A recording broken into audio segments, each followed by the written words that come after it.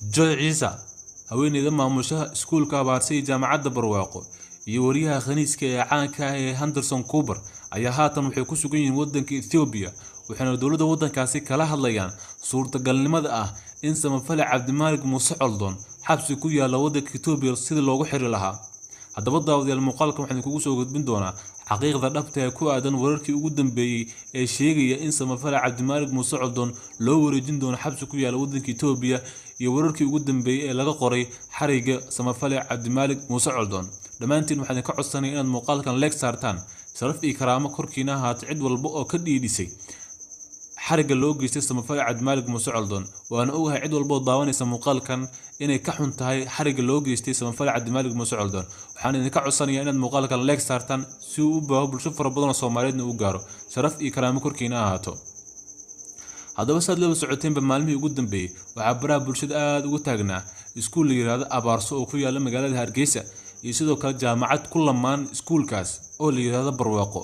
iskuulkaas iyo jaamacadaas kaliya wax ku barta gabdho kaliya wax ku barta iskuulkaasi Abaarso iyo jaamacadaasi waxa kaliya wax ku barta gabdho waxaana macallimiinka ah haween Kristaan ah isla markaasna aaminsan diimo fara badan. haweeneyda maamusha iskuulka Abaarso iyo sidoo kale jaamacadda Barwaaqo waxaa la yiraahdaa Joy Ciisa waana haweeney u dhalatay waddanka Nigeria waxayna haysataa diinta Kiristaanka.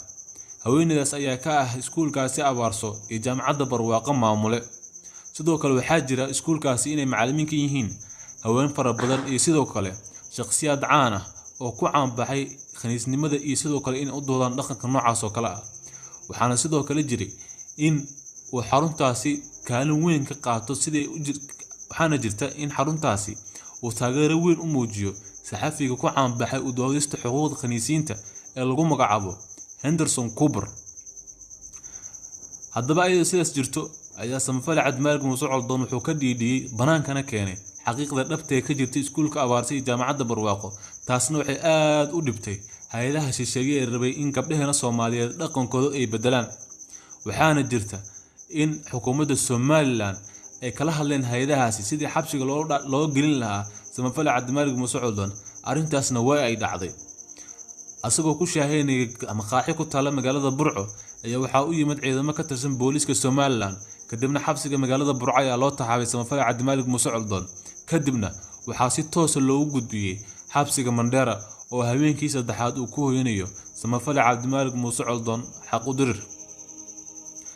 waxaan haatan wararka sheegayaan in dowladda waddanka Ethiopia iyo sidoo kale baadariyada maamusha iskuulka Abaarso iyo jaamacadda Barwaaqo iyo Joy Ciisa iyo saxafiga lagu magacaabo Henderson Cooper ay dowladda waddankaasi kala hadlayaan suurtagalnimada ah in Cabdimaalig Muuse Coldoon loo dhaadhiciyo xabsi ku yaala waddankaasi adigoo ka cabsi qaba in haddii uu ku sii jiro xabsiga Mandera ee Hargeysa duleedkeeda ku yaala ay suurtagal tahay in la sii daayo maadaama ay Somaliland ku xoogan tahay caadifada iyo qabiilka.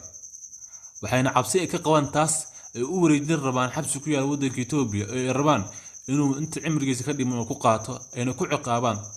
taas ayaa haddii dhacdo waxaa suurtagal ah in guud ahaanba Somaliland ay noqoto meel ay u taliyaan dadka khaniisiinta ah iyo kuwa u doodaba.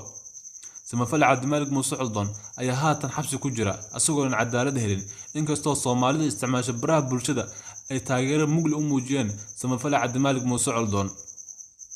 wararka soo baxay waxay sheegayaan in Cabdimaalig Muuse Coldoon iyo sidoo kale baadariyada lagu magacaabo Joy Ciisa ay wada hadleen isla markaana ay u balan qaaday inay siin doonto malaayiin dollar si uu uga aamuso arrintan balse uu ka diiday una sheegay inuusan iimaankiisa u siisanayn lacag.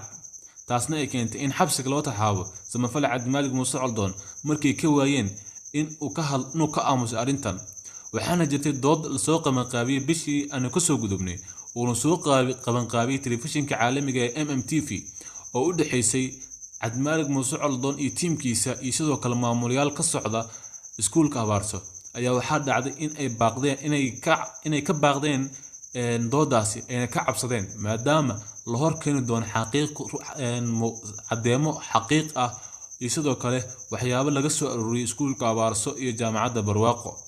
samafale Cabdimaalig Muuse Coldoon ayaa haatan u muuqda mid loo dhaadhicin doono xabsiga waddanka ku yaala waddanka Ethiopia maadaama baadariyadii xirtay Cabdimaalig ay awood u leedahay sidoo kale in ay maanta intay ka kaxaysato Mandera ee ku xirto waddanka Itoobiya in halkaas ku ciqaabto.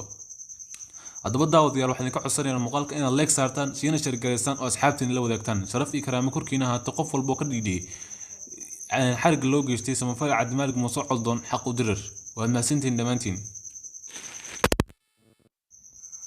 Joy Ciise haweeneyda maamushaha iskuulka Abaarsi jaamacadda Barwaaqo iyo wariyaha khaniiska ee caanka ah ee Henderson Cooper ayaa haatan waxay ku sugan yihiin waddanka Itoobiya waxaana dowladda waddankaasi kala hadlayaan suurtagalnimada ah in samafal Cabdimaalig Muuse Coldoon xabsi ku yaala waddanka Itoobiya sidii loogu xiri lahaa.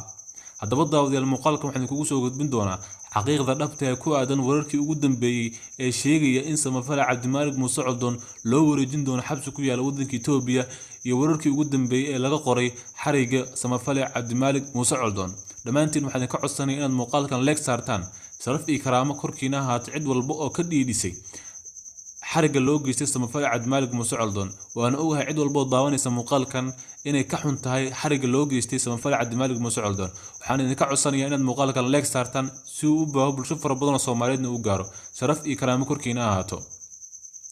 haddaba saad la socoteenba maalmihii ugu dambeeyay waxaa baraha bulshada aad ugu taagnaa iskuul la yiraahdo Abaarso oo ku yaala magaalada Hargeysa iyo sidoo kale jaamacad ku lamaan iskuulkaas oo la yiraahdo Barwaaqo. iskuulkaas iyo jaamacadaas kaliya wax ku barta gabdho kaliya waxa wax ku barta iskuulkaasi Abaarso iyo jaamacadaasi waxa kaliya wax ku barta gabdho waxaana macallimiin ka ah haween Kristaan ah isla markaasna aaminsan diimo fara badan. haweeneyda maamusha iskuulka Abaarso iyo sidoo kale jaamacadda Barwaaqo waxaa la yiraahdaa Joy Ciise waana haweeney u dhalatay waddanka Nigeria waxayna haysataa diinta Kiristaanka. haweeneydaas ayaa ka ah iskuulkaasi Abaarso iyo jaamacadda Barwaaqo maamule. sidoo kale waxaa jira iskuulkaasi inay macallimiin ka yihiin haween fara badan iyo sidoo kale shakhsiyaad caan ah oo ku caan baxay khaniisnimada iyo sidoo kale in u doodaan dhaqanka noocaas oo kale ah. waxaana sidoo kale jiray in uu xaruntaasi kaalin weyn ka qaato sidii waxaana jirta in xaruntaasi uu taageero weyn u muujiyo saxafiga ku caan baxay u doodista xuquuqda khaniisiinta ee lagu magacaabo Henderson Cooper.